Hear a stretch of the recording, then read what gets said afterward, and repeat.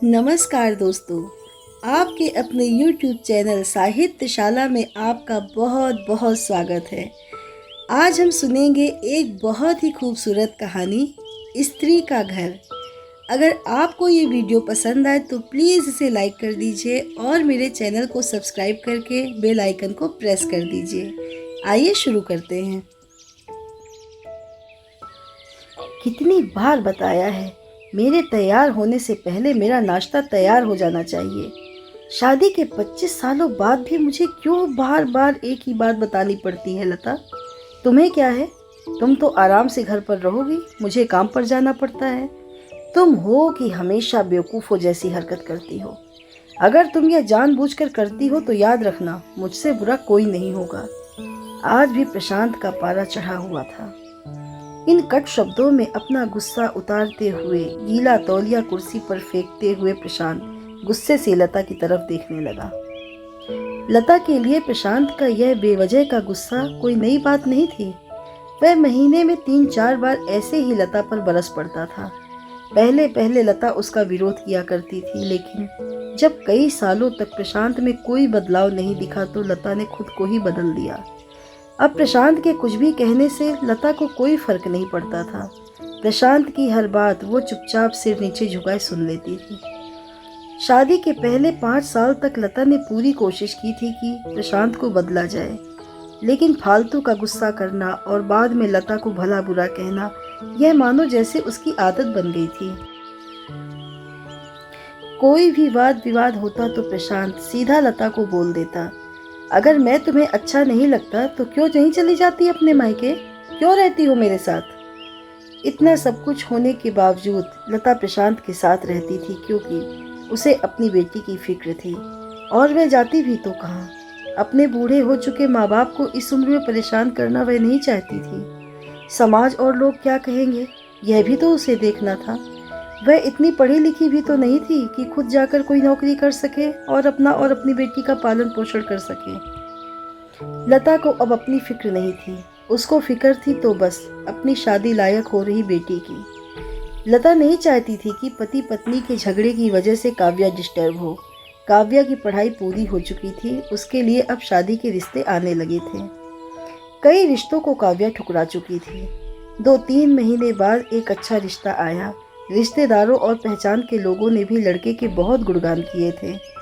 प्रशांत एक शाम अपनी बेटी के पास बैठकर उसे बताने लगा, काव्या बहुत अच्छा लड़का है, पढ़ा लिखा है, बड़ा घर है, बहुत अच्छी नौकरी है। ऐसे रिश्ते बार बार नहीं आते बेटा, इस बार मना मत करना।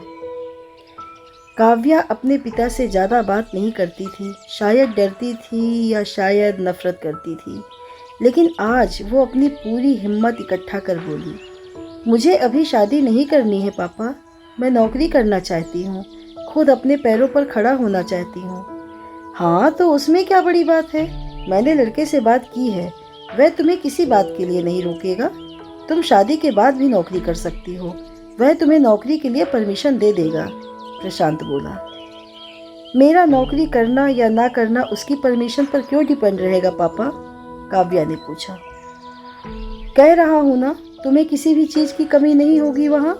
ऐसे रिश्ते बार बार नहीं आते, इसे ठुकरा मत, बहुत खुश रहेगी तू वहाँ। प्रशांत बोला, पापा क्या मैं उतनी ही खुश रहूँगी जितनी मम्मी इस घर में खुश है? काव्या ने तंज कसते हुए कहा, आज तुम्हारी जबान कुछ ज़्यादा नहीं चल रही? प्रशांत गुस्से से आंखें बड़ी करते हुए बोला, पापा मुझे शादी ही नहीं करनी है, क्योंकि शादी के बाद अगर वह लड़का आपके जैसा निकला तो मैं क्या करूंगी? मुझे आपके जैसा जीवन साथी नहीं चाहिए जो बिना बात के मुझ पर हमेशा चिल्लाए। मुझे कुछ भी अपनी पसंद का लेना हो तो 10 बार सोचना पड़े, कहीं वह नाराज ना हो जाए। मेरी तबीयत कैसी भी हो उसे परवाह ना हो।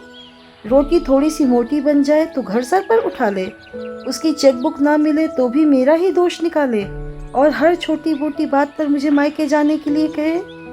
काव्या ने अपना दिल खाली करते हुए पापा से सब कुछ कह दिया। प्रशांत का गुस्सा 7वें आसमान पर था, लेकिन उसके मुंह से एक शब्द भी नहीं फूट रहा था। वो काव्या की बातें सुन रहा था। काव्या उतना ही बोलकर चुप नहीं हुई। आज पहली बार वह अपने पापा के सामने इतना कुछ बोल रही थी। पापा, आपने माँ के साथ हमेशा गलत व्यवहार किया है। आप अपने ऑफिस का गुस्सा बिना सोचे समझे माँ पर उतार देते हैं। कभी इस बात की परवाह भी नहीं करते कि उन्हें कैसा लगता होगा। आपकी बातें सुन सुन माँ ने अपना स्वाभिमान खो दिया। प्रशांत आज पहली बार अपने किए बर्तावों को महसूस कर पा रहा था। वो इतना ही बोल पाया, जो तुम्हारा मन है वो करो, मैं तो इतना बुरा हूं ना। काव्या ने प्रशांत का हाथ पकड़ा और बोली, पापा, मुझे सिर्फ एक सवाल का जवाब दे दो। क्या आप चाहेंगे कि मेरा पति आपके जैसा हो? अगर आपका जवाब हाँ है तो कर दीजिए मेरा रिश्ता आज ही, और ना है तो मुझे आत्मनिर्भर बनने दीजिए। प्रशांत कुछ भी ना बोल पाया और वहां से चुपचाप बाहर चला गया। आज उसे लता के सामने जाने में शर्म आ रही थी। चलते चलते उसकी आंखों से आंसू बह रहे थे। प्रशांत ने आज से अपने आप को बदलने का निश्चय किया। अगले दिन से लता ने अपने पति में काफी बदलाव देखा। वह सोचने लगी कि जो हिम्मत काव्या ने दिखाई है, वह हिम्मत अगर मैं पहले ही दिखा देती तो शायद आज परिस्थिति कुछ और होती। अब काव्या पढ़ लिख कर अच्छी नौकरी करने लगी थी और 3 साल बाद उसके लिए एक अच्छा रिश्ता आया। और उसकी विदाई पर प्रशांत बोला, बेटा, तू हमेशा खुश रहेगी, क्योंकि तेरा पति तेरे बाप जैसा नहीं है। प्रशांत की यह बात सुनकर लता और काव्या की आंखों से आंसू बहने लगे। दोस्तों, हमारे समाज में औरतों को भले ही देवी का दर्जा दिया जाता है, लेकिन वह स्वतंत्रता नहीं दी जाती जो उन्हें देनी चाहिए। उन्हें बचपन से ही बताया जाता है कि वह पराया धन है। स्कूल से आने में देर हो जाए तो पिटाई मिलती है। मोबाइल पर बातें करते हुए दिख जाएं या खिड़की से झांकते हुए दिख जाएं तो शक किया जाता है। माँ बाप का घर तुम्हारा नहीं है, पति का घर ही तुम्हारा घर है। जीवन भर यह बातें बता बता कर उन्हें ससुराल भेज दिया जाता है और एक दिन किसी छोटे मोटे झगड़े में ससुराल वालों से उन्हें सुनना पड़ता है कि इस घर को छोड़ दो और मायके चली जाओ।